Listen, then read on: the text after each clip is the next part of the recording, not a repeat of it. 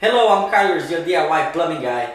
Today we have a nice little project. We're going to be installing a brand new vanity faucet. This is a single opening faucet. We're going to be installing where we have a vanity with multiple openings. This faucet that I purchased came with a 6-inch decking plate, right? And this decking plate does not cover all my openings. And what I did is I purchased a 10-inch decking plate that we're going to be using to install this faucet. Okay, so now we unpackage the faucet. We remove all the package material here, and we use the threaded rod to secure the faucet. So first we unscrewed the screw nut and we slide the threaded rod right in, right? And we threaded that rod into the faucet. Now that faucet is ready to go into the vanity. We always apply silicone in our decking plates. That is very important so you don't have any leakage underneath the sink. As you can see, I took this picture to show you that the decking plate, when tight, bows upwards on both left and right side. You can see the light leakage on the left and the right. That is very important to always apply silicone on your decking plate. Now we go under the sink to secure the faucet. First we slide the rubber ring and then the metal gasket, and it takes a little work to get them all lined up, and we use the screw nut to secure the faucet. After you do so, you screw everything together, and then lastly you grab a screwdriver and you tighten the left and the right screws on the screw nut. Now you go back up on top of this vanity and you check for alignment to make sure it's squared, and as you do that you wipe any silicone excess off the decking plate. I usually use a wet damp towel to make that happen. Now we go ahead and get ready to install the pop-up drain. We use a knife to clean any of the excess out of the center drain piece, and as well as acetone.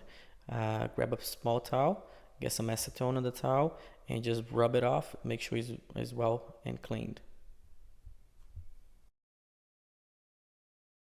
Sometimes your bathroom faucet does not include a pop-up drain. It needs to be purchased separately.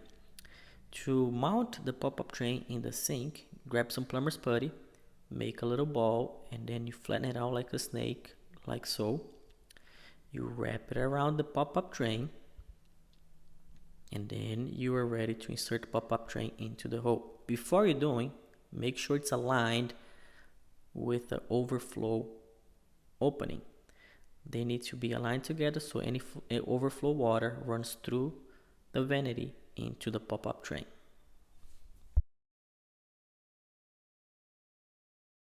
Underneath the vanity sink, you need to insert your rubber gasket and lock nut to secure the pop-up drain. First tighten by hand, and then lastly adjust it using a wrench. Now we're gonna use an 1.5-inch nut to secure the drain lines. The 1.5-inch nut kit comes with a washer and a reducing washer. Make sure to use the correct washer, in this case the reducing washer. We are using the 1.25-inch reducing washer because we are installing a 1.25-inch P-trap kit. This P-trap kit comes with a wall tube, a P-trap, and lock nuts.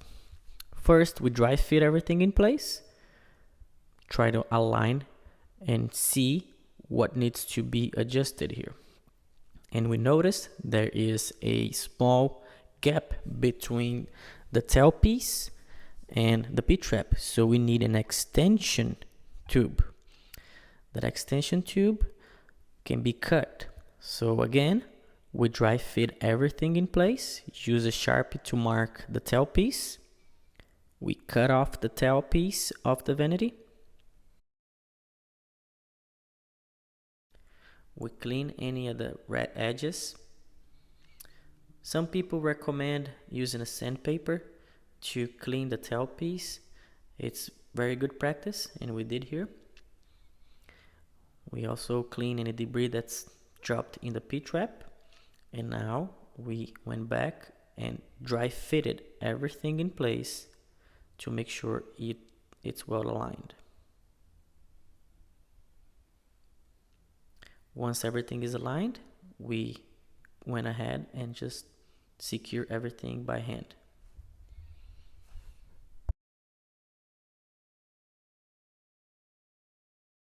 After everything is secured and tight, we move down to the water lines.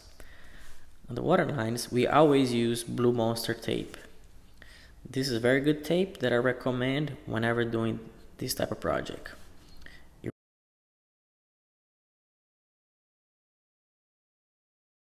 After you're done tightening both sides, go ahead, turn your water on and check for leaks. Last thing is obviously to check for leaks. Make sure you run water for a little while, check all your connections, and if you don't have any leaks, you're good to go. For the parts I used, check the description underneath. If you find this video helpful and easy to follow, make sure you check out our next video on how to fix a toilet that's always running. Thanks for watching, see you in the next one.